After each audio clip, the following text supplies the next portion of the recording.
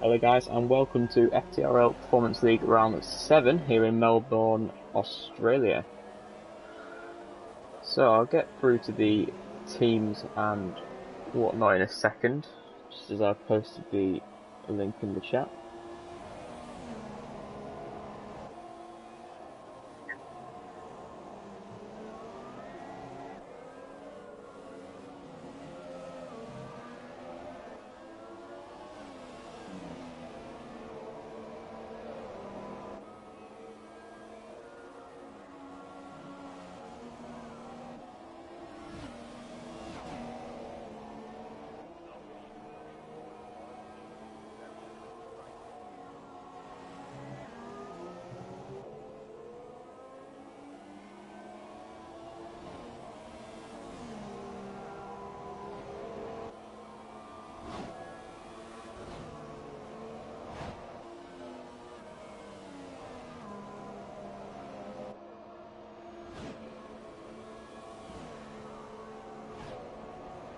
So there we go. So let's run you through the teams we've got going on tonight. We've got a few new drivers compared to last week in Japan.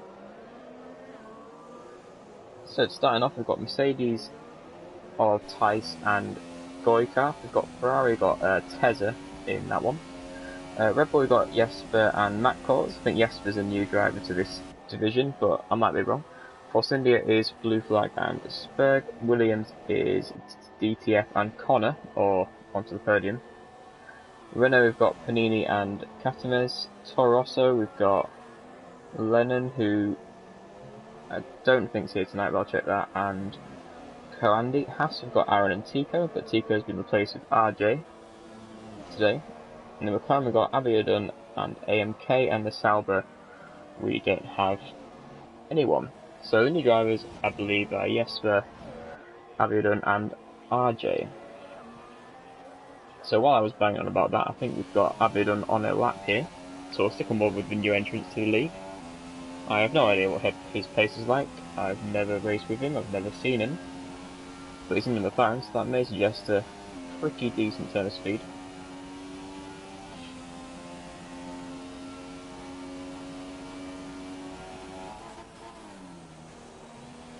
Into sector 3 here. 75. Has to lift off a bit. Obviously the McLaren's not quite as good aerodynamically as a normal equal status car, as Catames sets the pace, 124.6, not especially speedy. AMK 24.3 and Alia 123.9, so he's definitely got a little bit of pace there, as he beats out AMK's by a few tenths. Spurg is next up, 24.0, and Aaron's 24.3. So let's see what Matt's up to. Just going into the last corner here. One of the trickiest corners of the track, that one, trying to get on the power dot, sliding into the grass, but he does that okay. We'll see what this is going to do. 123.9 to beat, 124.5 to P7. Blue Flag comes across the line. 124.3 puts him to third, just behind DTF there on 24.1. Onto the podium in his Williams. I think DTF is his teammate, so we'll see where this puts him. He's a bit off the pace here, must have had some sort of slide. Yep, not even valid. And RJ's just building up for a lap, so we'll stick on board with RJ, I believe. See where this is going.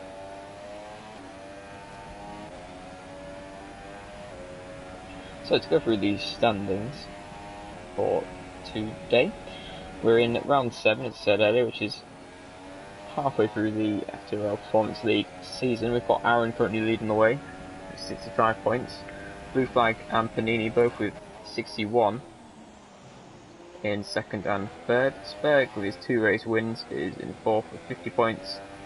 Onto the podium in 41. Andy next up, and then quite a big gap to the rest of the field. So we're looking towards the championship fight. Is between 3 cars really at the minute of Aaron, Blue Flag and Panini. You can see that at the moment Blue Flag is the highest of these guys, 5th, Aaron in 8th and Panini in 11th. Jesper goes pole of 23.5, with Spurg just behind him with 23.6.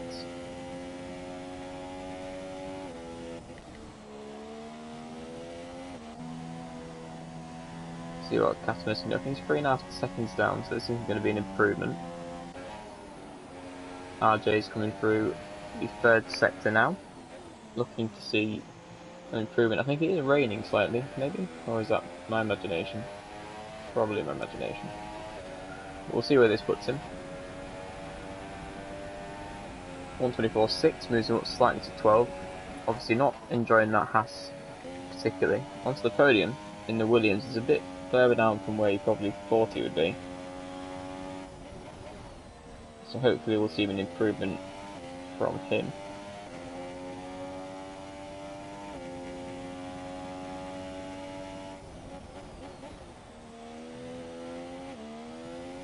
Alright, Chulo. Avidon is in PSGL F2. Yeah, that would make him pretty quick, wouldn't it? Certainly proving that in 4th in a McLaren.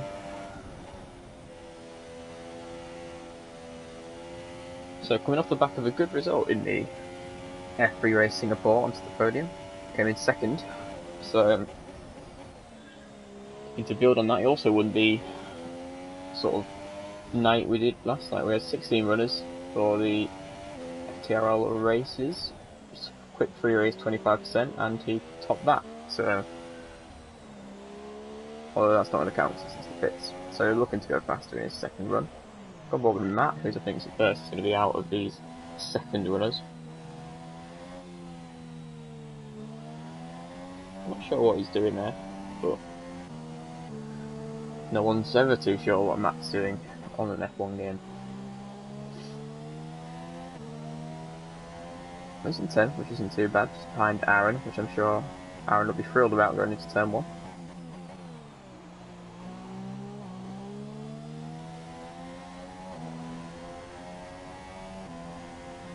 So to go through the standings, you've got Jesper in 1st. He's in the, I think he's in the other Red Bull. Spurg is in a Force India. DTF's in a Williams. Avidon's in a McLaren. Tez's in a Ferrari. Blue flag is Red Bull. I'll wait till they come out on the track. It's probably easier that way.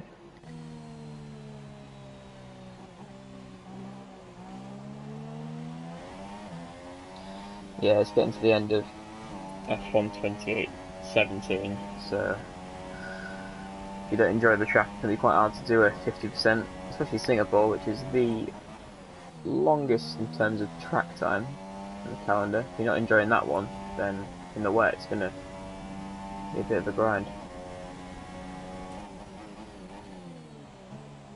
This is the apex slightly there now as he goes through, and quite slow on the entrance, so this is not a particularly slick first sector. What's it going to be? First was 27.9, no idea, don't know. Potentially fast, potentially not. So guys that are really wanting to improve, Koandi, who was the winner in China I think, which was a couple of races ago, he'll be wanting to get up from 13th in that Force India.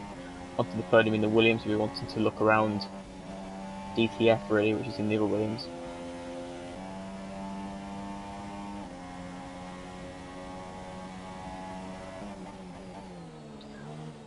It's good chill. I mean, I quite like commentating, so hopefully you find it fun. Are you with JP and Lickle, or one of those guys stepping down?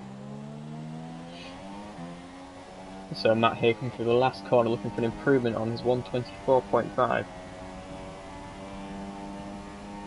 123.9 is a big improvement all the way up to 4th. I've got Koandi here, just driving through the first sector. That looks fairly tidy there. Just clipping that bump on the inside, that can often lose you about half a tenth or so, but nothing drastic. Takes that corner very smoothly, kind of a lot of speed. With JP and Nickel. Oh. 3-person commentary team for F3. That'll be good. Well, you have to sort the audio out with JP, because you can only really hear JP and not Nickel. So Aaron pops it up to 23.6 there in second. It's a good lap from him in the house. It's a very good lap actually.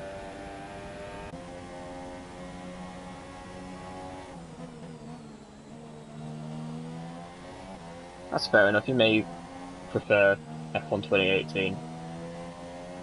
You never know.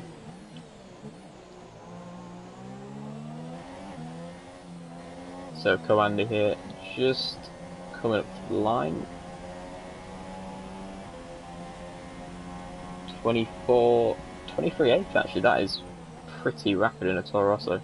Spur's on 23.6, Tezza has gone top with 23.2. He's been strong in qualifying, Tezza, this season, but not really been able to convert that to the race. He's trying to get out of the way of blue flag, which he does, so fair play to him. We'll look onto the podium, see if he's going to improve a little bit from 14th. So Chulo, are you supporting anyone in particular, or just enjoying the race? Yeah, to be fair, I'll be happy with 2018 if the game works in general, but yeah. So he comes onto the podium with his last chance to get a decent lap in. 23.9, not bad, up to 6th. That's ahead of his DTF, his teammate, so it's right where he wants to be. He is slightly up DTF though this lap, so he may be able to improve.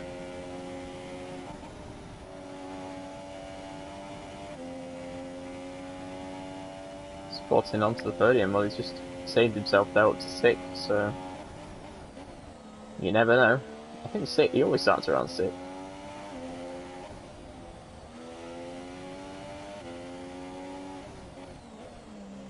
Berg and where's Tezza gone? Oh, he's been disqualified. Well, there you go. DTF come up to the line here. Can he beat Connor? 23.6, just about. Goes up to 5th place. I think Matt's the only guy to come through. Looks like an improvement. 23.6. Nearly identical lap time to DTF, but he is slightly behind. RJ wasn't too confident coming into that race, and it seems he was right to be. But since a lot of guys haven't set a lap, he's going to be, you know, fairly far up the order for someone that's qualified last. Unless this lap can see an improvement. I think that was an improvement there, possibly a 24.1, 24.2. So yeah, up to 11th.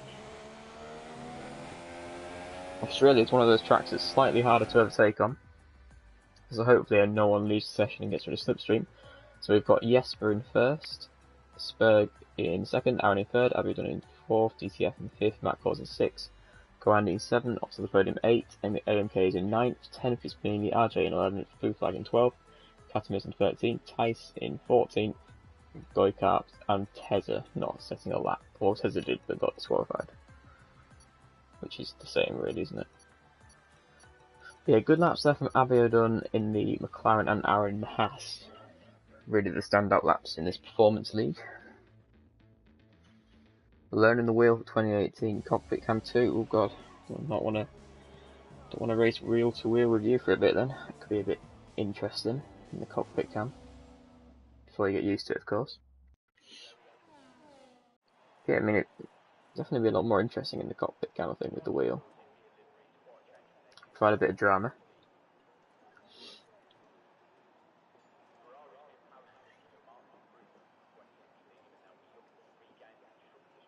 Yeah, I find round Australia probably the hardest bit of the track is the chicane in sector 2. I just can't seem to take that with any speed. I either run out wide or cut the corner or both, so neither are particularly brilliant results. Anyway, going up to the start of this lap, we've got Co-Andy off pole. We didn't, never mind that. Got Spur going into the lead now, gets past Jesper going into turn 1, and in that Force India he's just about got through, and Aaron gets up to second. Looks like Jesper's taken a little bit of a hit there, all the way down to 6th, as several cars get past him really. AMK is in a bit of a back of RJ, dives it down the middle. He's had a good start as RJ up to 8th, but it looks like he's getting a bit of pressure from AMK side by side through this sector.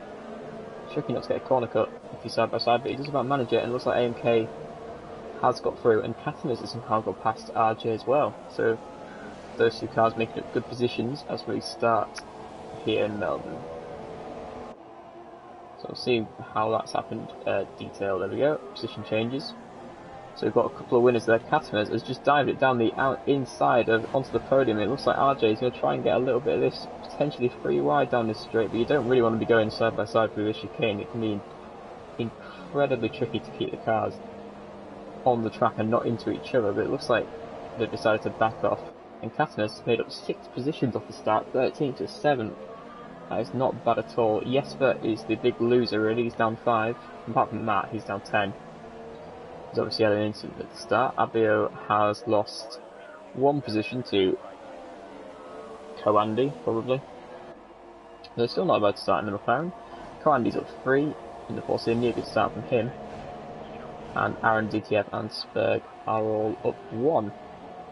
It's like Coandy has just kept it in front of Abio, just about. Looks like we've got a battle between RJ and AMK.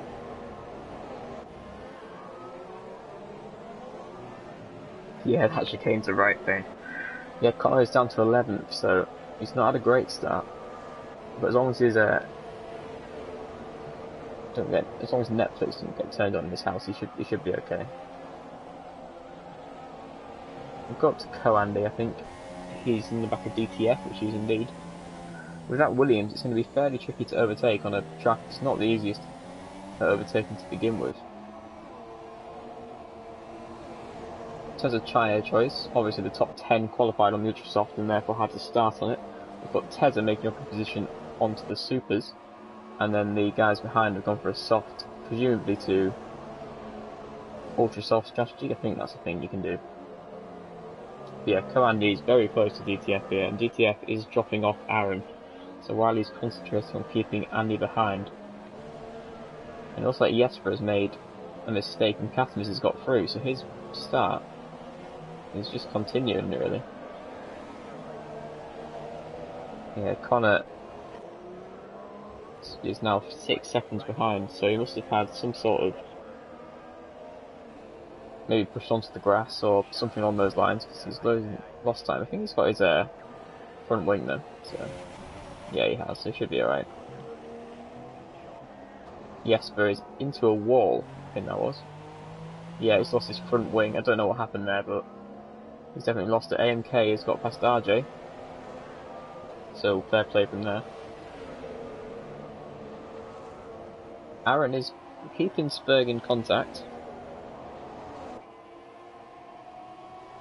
Yeah, close field. Everyone's done a pretty decent job of getting these guys in the right car so that the pace is similar, which is what this league's all about, to be fair. It's like RJ is not letting AMK go after he made an overtake, and AMK is going to defend the inside going into the chicane. It looks like RJ must have had a brilliant exit from that corner because he's just gone all the way around the outside of AMK. Unless AMK's got a little bit of damage maybe? No, so that's just the McLaren Honda power is not brilliant. It's like Jesper is off again. Yeah, he's straight into a wall this time. So he's not, and he's retired, so hopefully he doesn't leave now, and we'll still keep slipstream. Aaron is closing up to Spurg. And yeah, I probably did lose it for this game, that's where I'd do it. And Coandy as well is close to DTF. I think he just got a fairly poor exit out of the chicane, but we've got all the way down to 7 really cars within a couple of seconds. From 2nd to 7th, so it's a pretty nice field. Pretty nice and close.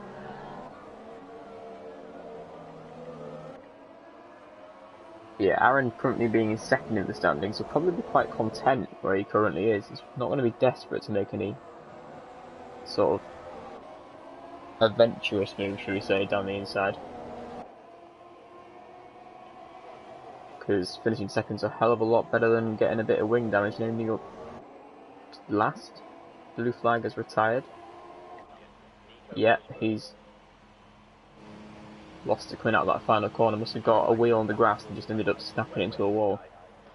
It's a tricky corner, that one. And Blue flag was one of the leaders for the championship as well, so it's now all the more important for Aaron to get a good points finish, which it looks like he's going to do. Have a little go with Abio here. The new driver to the league in that McLaren. It's going to be fine through these sort of sectors. If anything, they're slightly better than the Toro Rosso and maybe the Williams, but up this straight he's going to be losing a lot of time.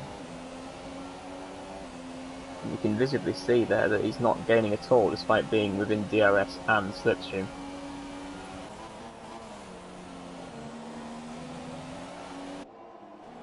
The battle between AMK and RJ continues. But it looks like RJ's got a slightly larger gap on AMK than previously. But yeah, in that McLaren it's always going to be tricky to overtake.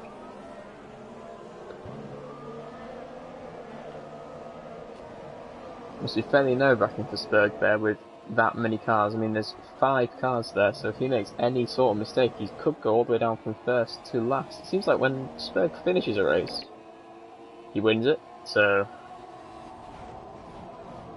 I wonder if the same thing will happen again. It looks slightly more likely. For once, we've got FTRL admins in 2nd and 3rd, so representing the league admins well there. I'm sure they'll be delighted with that.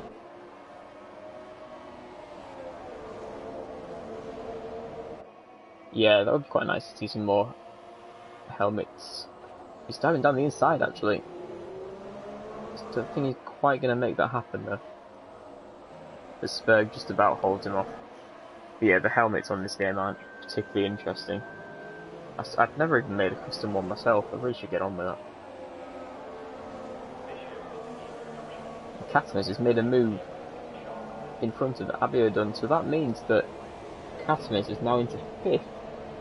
It's a great race for him so far. Oh, Abio dives on the that's not a great move there from Abio. That is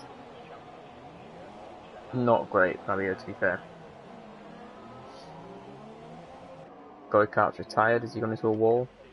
Yep, in that same position. Yeah, that's a shame because Katanis was having a great race, but now it's all going wrong for the guy. He just seems to can't get any sort of luck in this performance league. How about his front wing? He's still got that actually, so he can just about make it through. That does mean that Connor now is up to 7th. Yep, Panini's retired. Where did he go? He's just pulled into the pits and given up. Not sure what's on there, but Aaron, as ever, onto the back of Spurg. It seems that Aaron has got a slightly better pace there. It's a tricky track not to get a few corner cuts. As I say, if it's actually Kane, it can be a bit tricky. Yeah, it does seem like Abio might have made that move a little bit too late. And he's cost himself his race, really.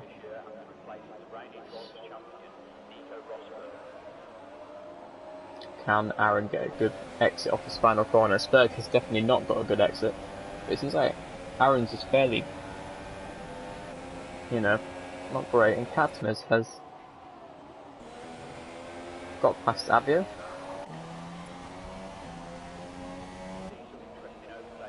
Yeah, he's got past Abio, so he's back ahead of him, but I'm sure that'll be a small comfort to him, really.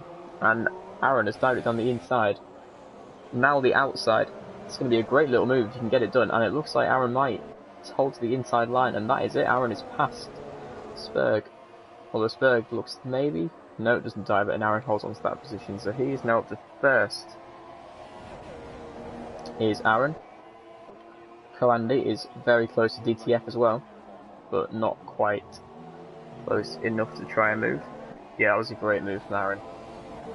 Dives it inside, then holds it round the outside of the corners. Nice little move. They're fighting. He's allowing RJ, who's having a pretty good race in that Haas, to slowly close up to the top 4. And AMK is staying in touch, 1.1 seconds behind him. But Tice, who is closing up to Abio, and I think Abio has got wing damage, so yeah. So can Tice get a move done here on Abio? Can he use that Mercedes engine against the power of the Honda? Which we all know is not too great. So a little bit of oversteer there, Tice, but he seems to have controlled it. Is he going to get a decent exit through this last sector? And the Abio pits there. So Tice is going to gain a position on him and Katanis. And there he goes into 8th. So he's had a decent season so far as tyres. He's got a few good little results. So these 4 seem to just be together for the entirety of the race, really.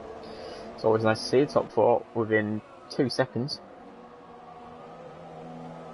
And then, as usual, we've got AMK close to RJ. Looks like Matt Cause has got past Abio from the pits as well, so he's all the way in last now. Not a great debut performance, but you know, sometimes it happens. Going for everyone's favourite part of the track, the chicane, and it looks like Coandy's maybe going to try and set up a move. You can overtake it down here if you can dive it down the inside. Usually happens to me, so it's like a terrible exit from that corner.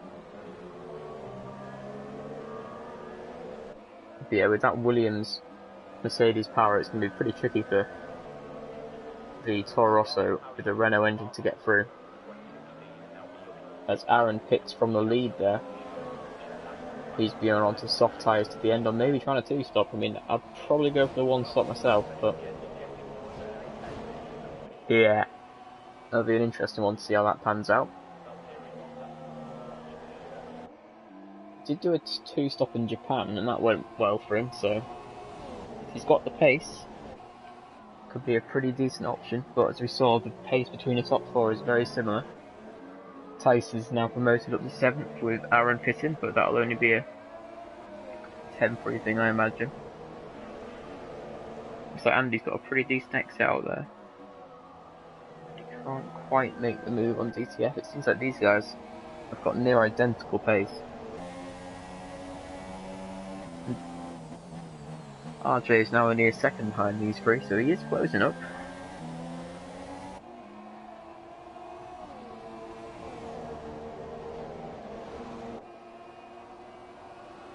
Yeah, I've never bought a wheel just because of, if you want like a really good one, they're pretty expensive. Yeah, I've been using the pad since, well, PS1 days. And yes, for there, retires for the session, just pulls straight into the pits, so... Well, I think he might have retired earlier, he's only just caught up with it, so... And there is RJ now, only 8/10 behind as DTF, Spurg, RJ, all come into the pits, AMK as well. So Coandy's going to take the preliminary lead of the race. See what tyres these all put on, that'll give an indication of what they're up to. Aaron goes for the soft, so he's obviously going for 1-stop. He went for the undercut, it seems, as well, and seen where he's going to come out. And he is back past Spurg, and it's a big undercut for Aaron. As there's Spurg, and he is now 1.4 seconds. 1.8. Yeah, 1.8 behind Aaron, so it's a good call on the strategy there. His tyres are going to be slightly worse off as the race goes on, but it should make a drastic amount of difference. After the pit stops, it's all remained the same. DTF has gone for the super, so he's trying to 2-stop, which is an interesting one considering everyone else has gone for the 1-stop. AMK is still 7/10 behind RJ. Obviously these guys both race in F3 as well, so they're going to be pretty used to each other. AMK likes an optimistic move, so RJ's got to be paying pretty close attention throughout it all. And Coandy carries on again, so he's going to lose quite a lot of time to these fresher tyres, I think.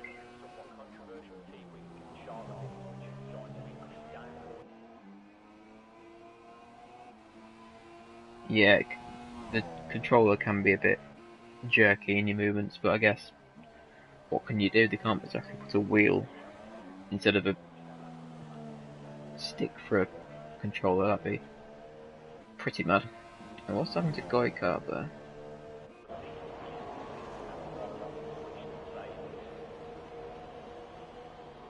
Onto the podium pits. Onto the podium spins. And is that Katames just in front?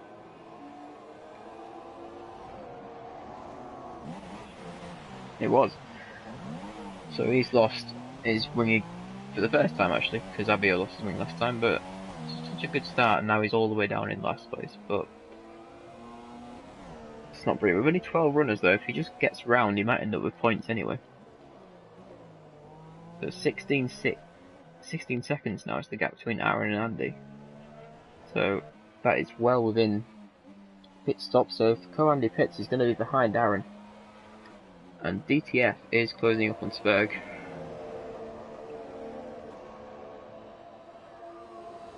Yeah, I don't really know how smooth I drive, just because... Well, I don't really look at it, to be perfectly honest. Well, actually, I watched a few streams, I'm quite, yeah, the sort of oversteer makes it a little weird to watch. Interesting, though. So DTF is 5/10 off Spurg, and Co-Andy does come to the pit, so where is this going to release him?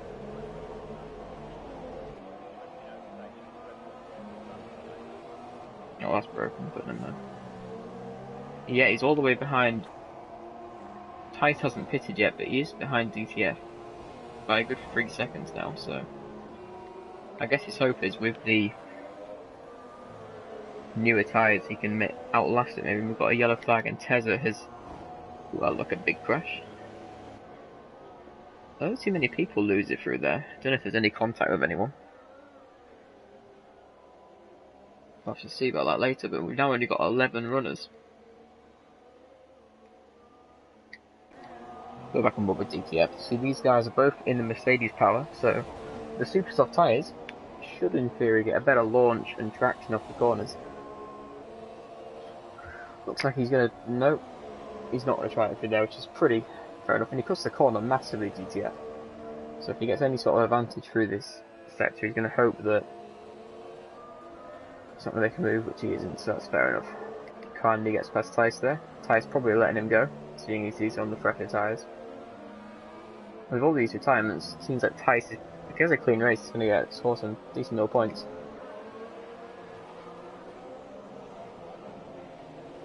RJ dives it down the inside of Tice. Tice gets a pretty decent exit though, and he's going to put it through the inside, but... And... It's like AMK is going to try and get around Tice as well, but that Mercedes isn't going to be particularly easy to overtake in a straight line.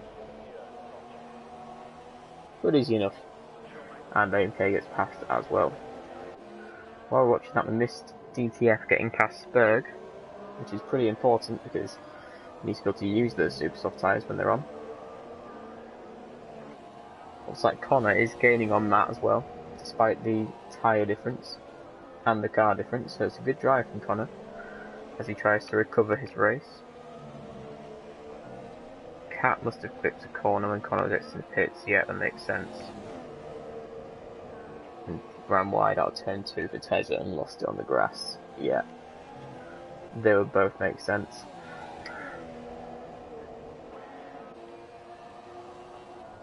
I don't think we've seen that many penalties this race, which is pretty good considering how easy it is to get penalties around Australia. Not as easy as a Mexico or a Canada, but sort of the next tier.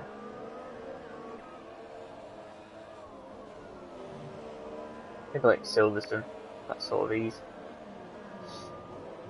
Have you got a least favourite track on the game, Shula? I'm not too sure. It's definitely sort of either Monza for me, or Silverstone. Or Japan. No, it's Japan. I don't like Japan at all. As evidenced by my overrace in F3, that was pretty drastic.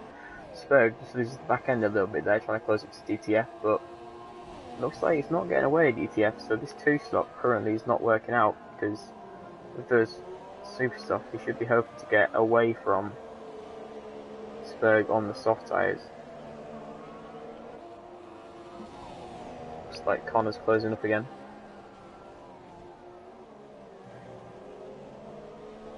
Yeah, only got 1 penalty for Connor, and yeah, I didn't use to like Mexico, but I did a load of work on time trial for it once and ended up doing some pretty decent times, so I quite like it now.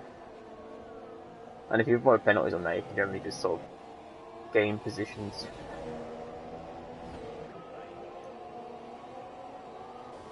AMK and RJ, 6/10, as it has been for most of this race. The map is giving a little bit of onto the podium his own treatment in terms of being able to hold him. He's not going to try it around the outside there, is he? Oof. He's not lost any wing there, but Matt was definitely not too keen on onto the podium trying to go around the outside, and let him know. And looks like Abio is gaining on this actually, as these two continue to fight for the last points paying positions. Melbourne you can sometimes get some rain in Melbourne, but with this amount of sun and general clear skies, it's not likely today. But it's one of those tracks where it rains a lot. Yeah, I quite like Mexico, to be fair. Probably one of the best tracks in terms of pace, along with Singapore, probably. Both of those guys cut the corner there.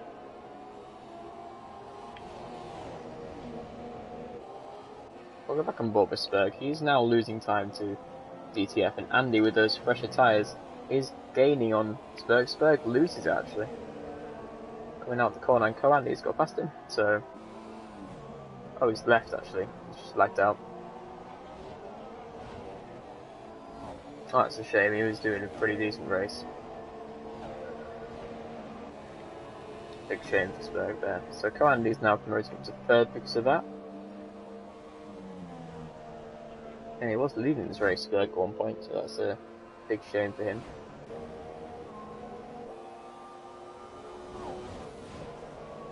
Yeah, Monza, that's my probably second least favourite track. Spurg is now continuing to lose positions as his car is there. Navios looks like he's trying to dive it down the inside of onto the podium. And he's got it done, so onto the podium is now down to 10th. And she dives it down the inside of here. And he doesn't. That's a better move from Abio there. Oh, did I put Malaysia in the title? God damn it. You're right, it's definitely not Malaysia. So I was thinking about the next race I'm doing later, which is Malaysia, after this commentary.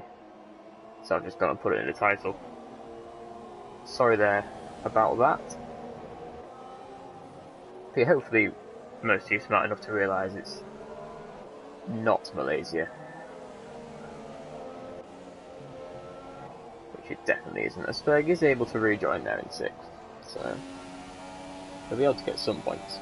That's twice in this. I've only done 7 commentaries and I managed to misname the live streams twice out of 6 or 7, so pretty good work from me there.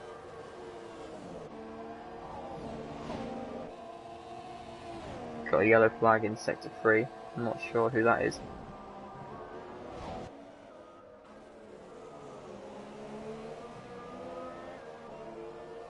Yeah, Connor another penalty, so into 10th. Needs Matt. He's got past Spurg as well. Matt's off. Has he got past Abio? How's he done that? Fair play. And NK is now 3 tenths behind RJ. Slowly making things better. Matt calls pits, allowing Abio and Spurg to overtake him, as well as Connor.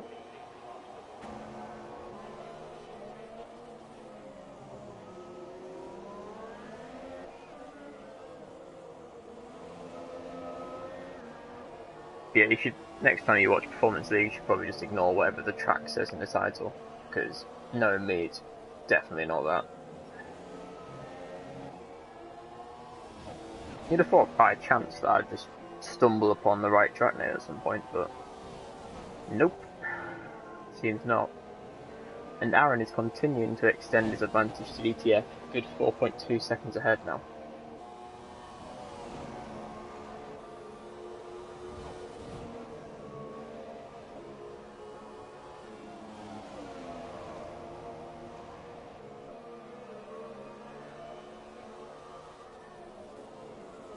I'm beginning to wonder if NK is ever actually going to get close enough to RJ.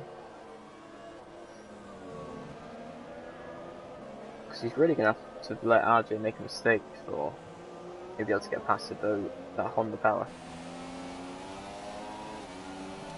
Not a great exit from RJ, but that's probably not going to harm him too much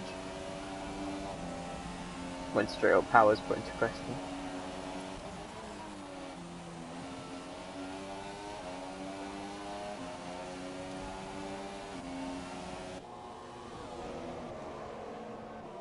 Is he going to try a dive? No, he just about holds it. And that's fair enough. Katniss picks up a penalty there, but that's not going to matter too much being 11th, so he'll want someone to have a little bit of an incident so we can get through. I think there's now a good 16 laps or so that AMK has been behind RJ, so he's going to be desperate to make a move at some point.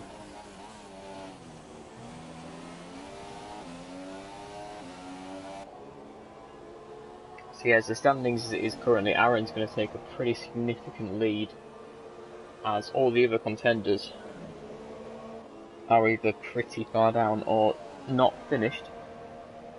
Spurg is down in 9th, Blue Flag hasn't finished.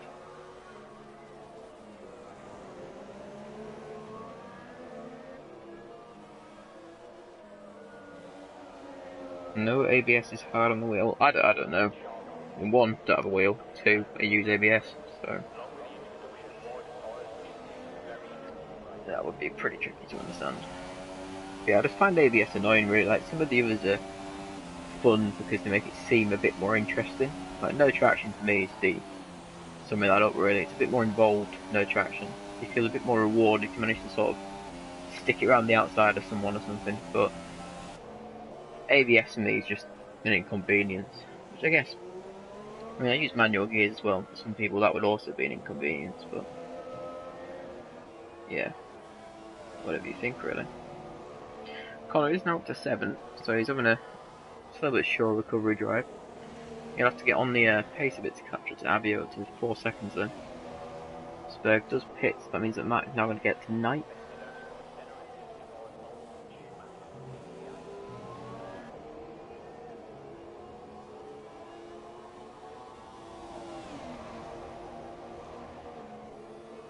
Maybe. I mean, I tried to learn ABS for. I set an entire evening aside to learn ABS around Australia. Well, no ABS around Australia, and I just couldn't do it. Yeah, I think it's because I've been had an ABS since like F107 or something, so to suddenly change that up, it's pretty tricky.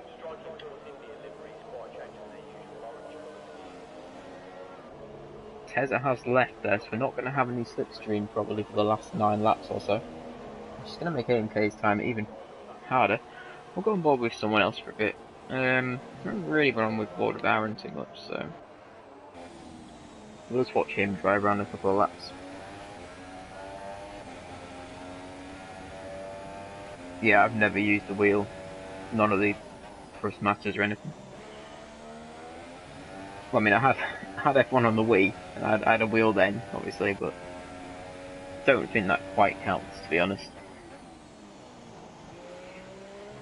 Really underrated game on the Wii, loved it. Tice pits there again, so he must have had some wing damage, because otherwise he's usually pretty strong on his tyres. So we've got Aaron in first in the Haas.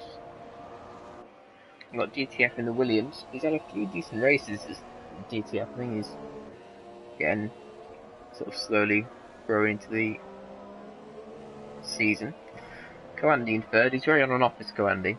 He won China, but then was nowhere in. Where were we last week? Jeez. I don't even know. Whatever it was, he didn't get up there last week. Maybe Japan actually. And now this week he's back in third again. Got RJ doing a very decent job in the Haas in 4th on his debut. AMK, as we've been describing, is 5 tenths now behind, well 6 tenths, there you go, behind RJ in the McLaren. Still a good job in the McLaren though. Abio in the other McLaren in 6th, so both McLarens doing reasonably well there in 5th and 6th. Connor is in 7th, he's losing time to Abio, so looks like 7th is where he's going to be. Matt on the Supers in the Red Bull is 8th. Tyson Mercedes 9th, currently in the points. Spurg, after lagging out, is still in the points, but only just, and Casimir is 11th after having a bit of a tangle with Abio and then spinning.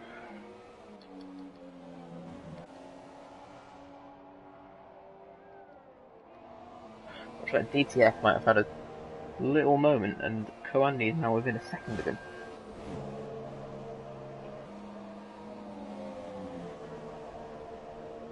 Yeah, I used to use full assists. Like F1 2016, I was still using full assists, but this year I've been trying to slowly like get rid of them. It's been a slow process, but I'm getting there. I now will only use ABS and racing line through the corners. Got manual gearbox and no traction, so I'm getting there eventually. But, so I think generally it is faster, sort of, if you can do it with no assists, but it take a bit of time to learn. So he really is gaining time now. Has DTF got any? No, he's got his winging tap, but we did see Andy pit a couple of laps later, so those fresher tyres might be coming into their own by now.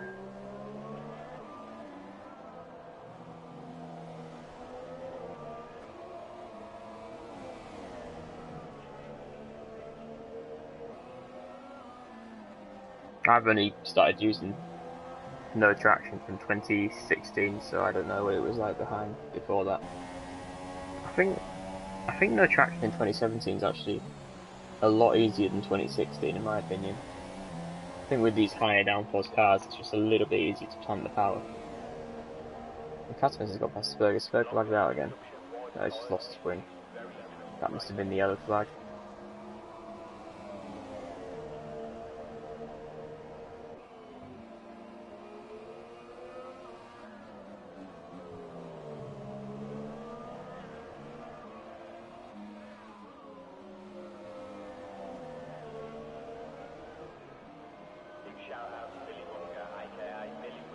So 5 tenths now between Co-Andy and DTF.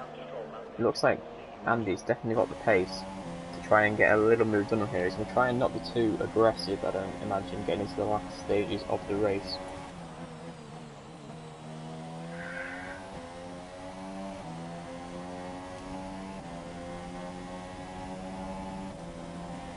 Just 2.5 tenths behind now. Isn't going to look down the inside, so he's going to try and make a move, maybe out of the chicane.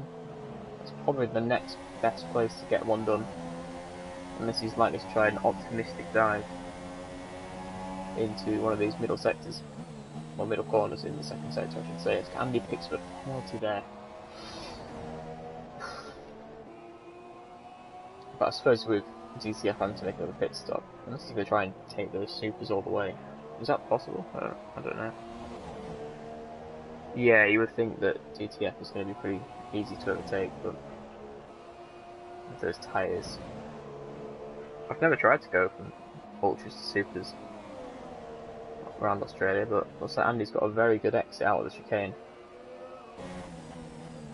And RJ takes a penalty up, so that nullifies Co-Andy's to an extent.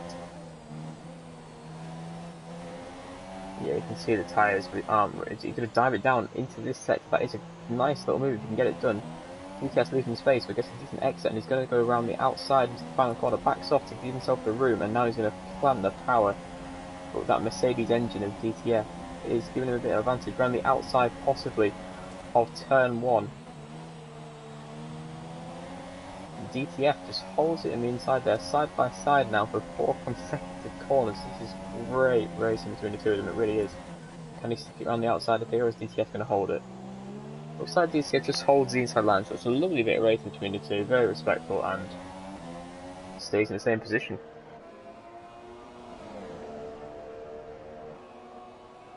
Yeah, weirdly, the traction control was the easiest for me to get used to. I thought it was a lot more intuitive than trying to learn, like, racing line or something, just because you can just put the power on a little bit less, or just sort of ease it in. It seems a little bit more, maybe, lifelike, I guess, in the way that you just sort of ease the power in and it stops you from sliding.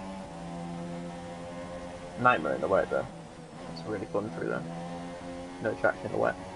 So Co-Andy's looking to maybe sell. He tried it on the inside of here and they were side by side for nearly half the track. But yeah, Co-Andy's going to have to get past DTF and then get 3 seconds on him. Because I don't think DTF has a penalty. Berg leaves the session, so that is passing his into P10. So, guaranteed points now.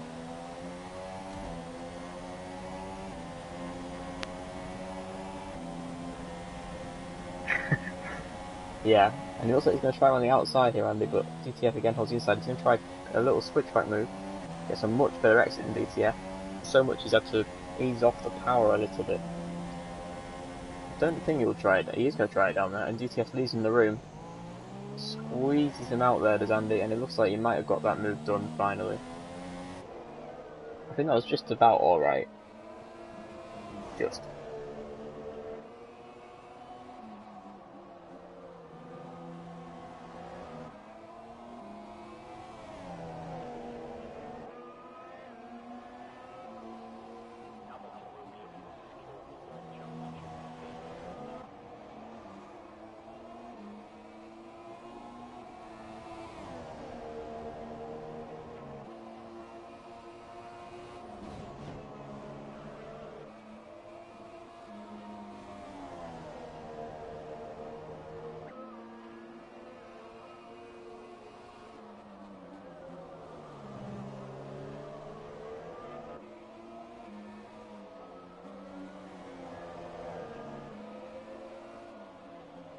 So yeah, Andy's going to have to put on the burners, and he's going to have to get 3 seconds on DTF.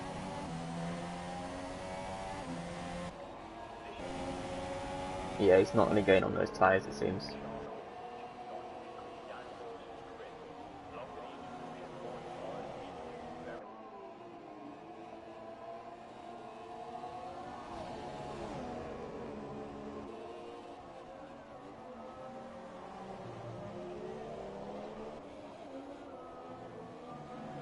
So we'll look at the final time for the interval. So RJ's so far been moving up the most amount of positions into 4th place. Andy did a good race as well, and AMK. Tice is up 5, which is nice, and Cat is up 3. And Avio and Matt Cause the losers out, really.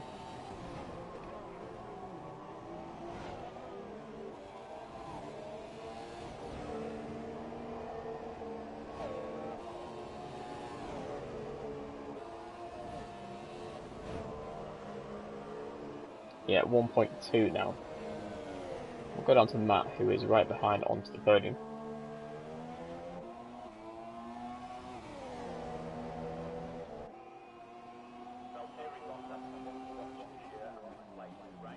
Ooh, that was an optimistic move from Matt.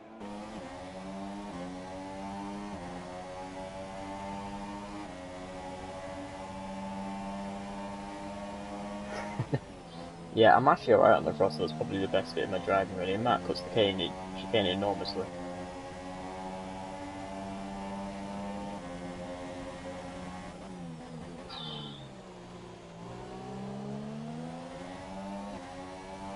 Onto the podium, just about keeps it in the middle of the road. It's gone full onto the bus and is not letting Matt through. Which I'm sure he's not too pleased onto the podium after Matt just tried to dive it in a very interesting place.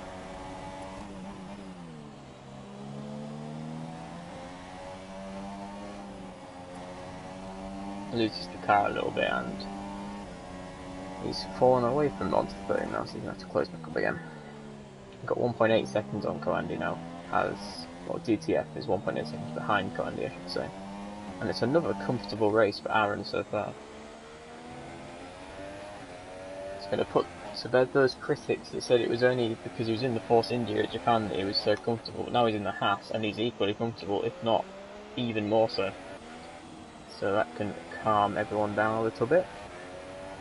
And Matt is once again closed up onto the podium. Yeah, I'm far too inconsistent to win the championship, so I'm not going to challenge you there, Chiller, don't worry. Ooh. Matt loses it again, so he's really struggling to get past onto the podium. Which is fair enough, he's a very difficult guy to overtake. He wants that 7th position more than anything right now. At least it's a more reasonable temperature.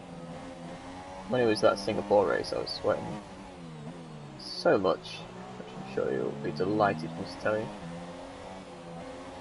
RJ is actually closing in on DTF fairly rapidly now. Although RJ does have a penalty, so there you go. so that's not too important. Can Matt try and make a move out with chicane? Oh no, he's going to have to dive it down here probably from 2 turns back. There you go. Right on the outside, onto the podium, holds the racing line, and there's nothing he can do.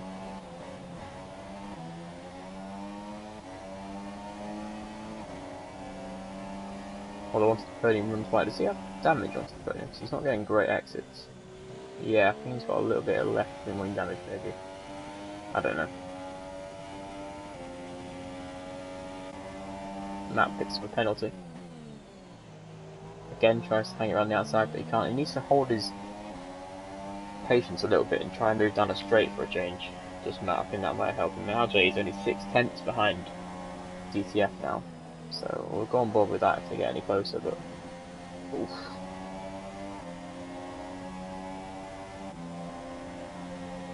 Yeah, it's a full-on bottle there, Chiller. Oh, he dies it on the inside, and that is massive contact. He's supposed to onto the podium, onto the grass. I'm sure there'll be a steward's inquiry into that one.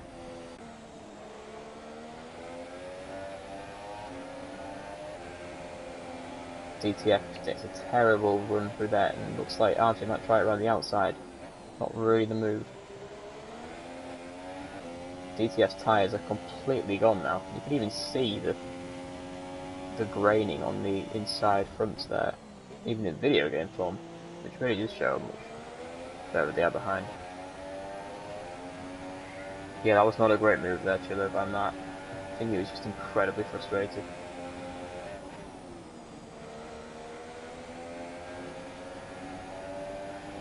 Nice little exit there from RJ. He's going to try and move into this corner. He might try it around the outside. Does. It's a nice braking point. Locks up slightly, but that's perfectly timed.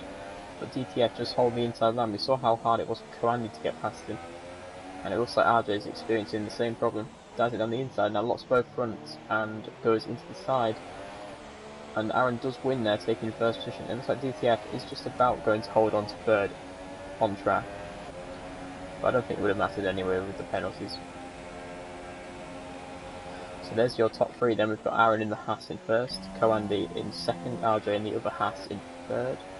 Oh, DTF must have had a lot more penalties than I thought he did. He's down in fifth. AMK is in fourth. DTF is in fifth. Javier in sixth in the McLaren. A pretty good debut race. Yeah, he might do. We'll have to wait to see how that pans out. Matt's going to finish in 7th there, for the time being. Connor finishes in 8th. It does overtake Matt on penalties anyway, so that might alleviate the problem there. So we'll get the top 3 in for a podium interview in just a second. And I'll have to think of something to ask them. I guess that's my next job, isn't it?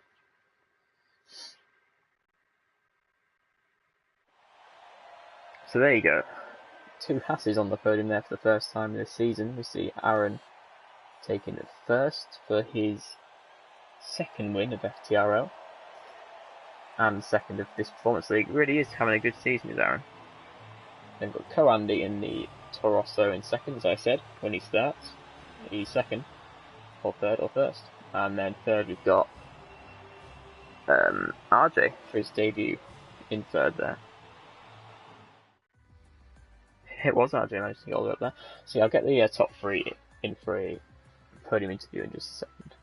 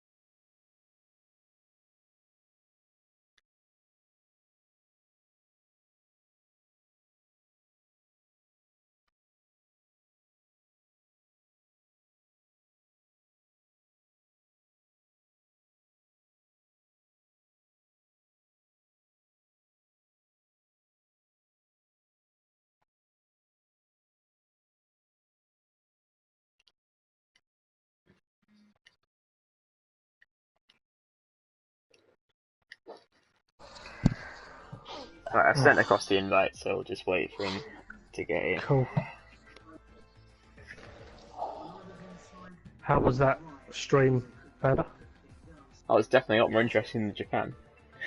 Cool. Although I have called the Oh, I stream don't think Malaysia, that's just a head up. I've called it Malaysia. Yeah, that's so... right. I did notice that, mate. Yeah. Close enough.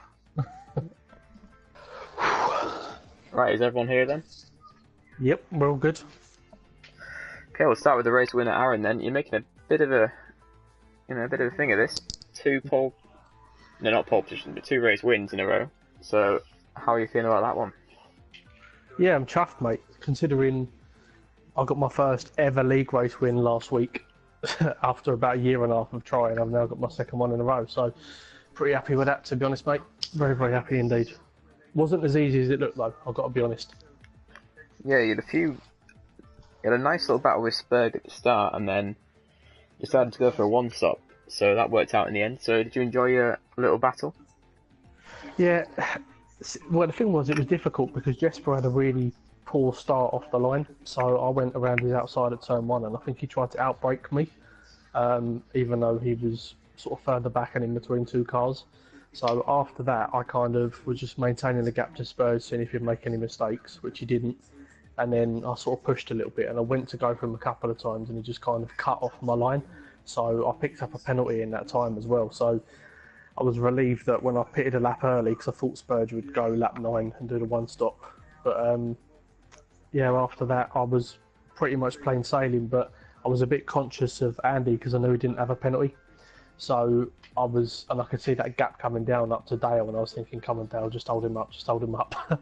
But unfortunately for Andy, he got a penalty towards the end, so I kind of relaxed a little bit more, but I was very, very tense the whole way through.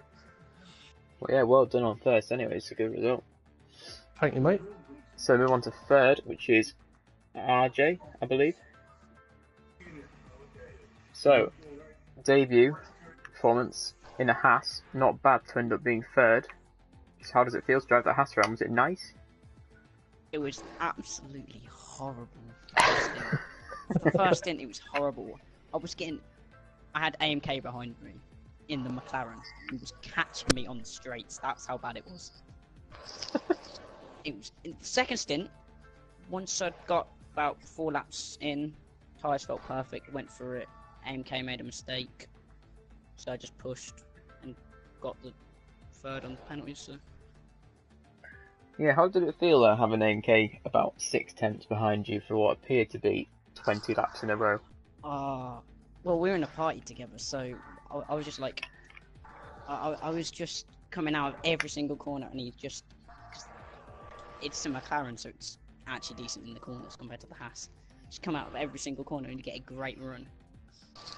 And I had to defend into pretty much like every corner. So yeah, great job there, third on the debut. Well done. So Coandy I think you picked up second there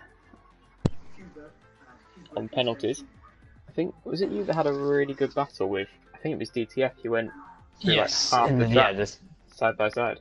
Yeah, I think I just slowly brought the gap down to him. I think it was about 4 or 5 seconds behind him at the start of the pits, and I slowly brought it down. When I saw him going supers, I was like, is he going 2 stops? And when he carried on going, it's like 1 stop. It's like, brilliant, his tyres are going to be shot. And it's just a matter of picking the spot to take the move, which was a bit, I would say a bit naughty, but I literally squeezed him as much as I can to the right hand at the end of the second DRS straight. But I was all happy with it. Yeah, I thought I must say that a good move. I was in a party with everyone, and everyone was watching, and they was all going, "Oh!" throughout the whole entire time. So it sounded like a good battle. I'm looking forward to watching that back. Yeah, the full thing's on the stream. The first stint was the start of the race, brilliant. I managed to squeeze up a few places after a couple of cars colliding in the first couple of corners, so I managed to stay out of trouble. And then watching the leaders just battle each other out, and I had a McLaren behind me, always catching me in the corners, but I was pulled in the straights. It was 5 in the line in about 2 seconds. It was really, really good fun. Yeah, it was a good one to watch. So what about the strategy? You chose to stay out a couple of laps later than the other ultra-soft runners. Was there any thinking behind that? I was just hoping for the overcut. I thought I might have been a little bit quick on the ultras. Thought it might have a little bit of life in, but then I also thought fresher tyres towards the end. I know it was only a couple of laps, but they could come into play. But unfortunately, didn't expect to be as far behind Aaron as I was. But I'm happy with second. Definitely will take that. Yeah, it was a good result. So we'll go back to the race winner. Aaron, me and Shulo in the chat thought that you got probably overtake of the race there. So that must have been a nice one to do. Which one was this? I think it was the I'm a one. little bit- I think you went around the outside of. I think it might have been Spurg. How did I get past Spurge? Oh, going into turn 4 and 5. Is that right? Yeah. I think you went Or down the 3 and 4. inside and then that ended up going around the outside for the second corner. Yeah. So, like I said to you, the thing was he was defending and covering his lines so much it was impossible because, with all due respect, I felt a bit quicker than Spurge, and I was thinking he seemed a little bit. He seemed quicker in terms of like straight line speed, but I think going through corners I was trying to be a bit more smart than him.